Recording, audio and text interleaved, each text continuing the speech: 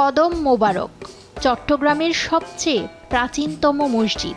এটি নগরীর জামালখানে অবস্থিত।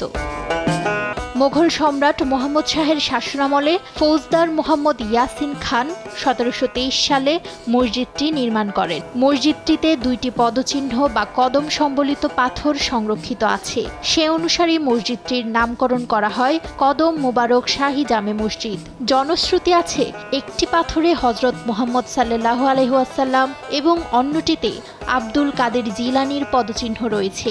কথিত আছে, মসজিদটির প্রতিষ্ঠাতা মদিনা শহর থেকে মুহাম্মদ সাল্লাল্লাহু আলাইহি ওয়াসাল্লামের পদচিহ্ন সংবলিত পাথর সংরক্ষণ করেন। মসজিদটির ছাদ আয়তাকার, রয়েছে ৩টি গম্বুজ, ২টি খিলান ও ৫টি দরজা। মসজিদের ভেতরের দেয়াল আয়তাকার প্যানেল ও কুলুঙ্গি দিয়ে সাজানো। ৪ কোণায় রয়েছে ৪টি মিনার। মোঘল স্থাপত্যের আরবি ক্যালিওগ্রাফি, লতাগুল্মের নকশা, মোজাইক নকশা, রেখাচিত্রযুক্ত পাথরের অলঙ্করণে মসজিদটি সজ্জিত। মসজিদ সহ পাশের আরও বিভিন্ন প্রতিষ্ঠান নিয়ে গড়ে উঠেছে কদম মোবারক শাহী জামে মসজিদ কমপ্লেক্স। এর আওতায় আছে মসজিদ, মাদ্রাসা, কবরস্থান, জানাজার স্থান ও মুসলিম এতিমখানা, যা চট্টগ্রামের সবচেয়ে বড় এতিমখানা। ধর্মপ্রাণ মুসল্লিদের জন্য এই মসজিদ যেন আবেগের জায়গা।